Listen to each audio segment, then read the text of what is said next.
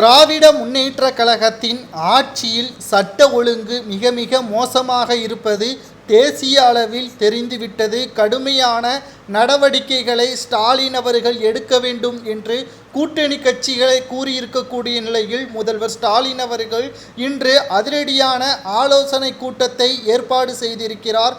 தமிழ்நாடு சட்டம் ஒழுங்கு பாதுகாப்பு தொடர்பாக முதல்வர் ஸ்டாலின் அவர்கள் தலைமைச் செயலகத்தில் ஆலோசனை மேற்கொண்டு வருவதாகவும், இதில் தலைமைச் செயலாளர் சிஸ்வத் தாஸ் மீனா, உள்துறை செயலாளர் அமுதா, டிஜிபி சங்கர் ஜிவால், புதிதாக நியமிக்கப்பட்ட சென்னை காவல் ஆணையாளர் அருள் உள்ளிட்ட அதிகாரிகள் பங்கேற்றுள்ளதாக தற்பொழுது தகவல்கள் வெளியாகி இருக்கிறது.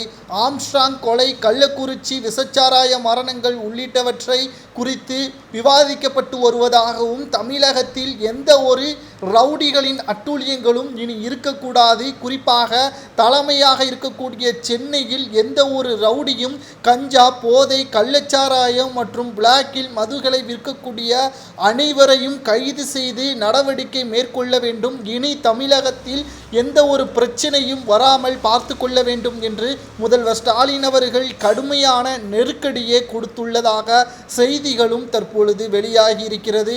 குறிப்பாக முதல்வர் ஸ்டாலின் அவர்கள் தமிழகத்தில் சட்ட ஒழுங்கு சீர்கேடு இருப்பதாக இனி எந்த ஒரு செய்தியும் வெளியாகக்கூடாது, அதற்கான இடமும் கொடுக்கக்கூடாது.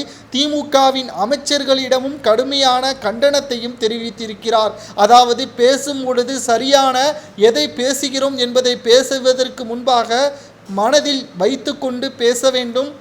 அது ஆட்சிக்கோ அல்லது கட்சிக்கோ அவப்பெயர் ஏற்பட்டால் அவர்களை கட்சியிலிருந்து நீக்கக்கூடிய வேறுபாடுகளை செய்துவிடக்கூடாது என்றும் ஸ்டாலின் அவர்கள் கடுமையான எச்சரிக்கையை தெரிவித்திருக்கிறார். அதாவது முதல்வர் ஸ்டாலின் அவர்கள் ஆட்சி அமைத்து 3 ஆண்டுகள் தற்பொழுது நடைபெற்று கொண்டிருக்கக்கூடிய நிலையில் தமிழகத்தை பொறுத்தளவிற்கு கள்ளக்குறிச்சி மரணமாக இருக்கட்டும், தமிழகத்தில் சட்ட ஒழுங்கு சீர்கேடு போன்றவை அதிக அளவில் தமிழகத்தில் இருப்பதற்கு காரணம் என்ன? பொம்மை முதல்வர் செயல்பாட்டின் காரணமாகத்தான் இப்பேற்பட்ட செயல்பாடுகள் எழுப்பப்படுகிறதா என்ற பல்வேறு கோணங்களில் விசாரணையும் நடத்தப்பட்டு வருகிறது.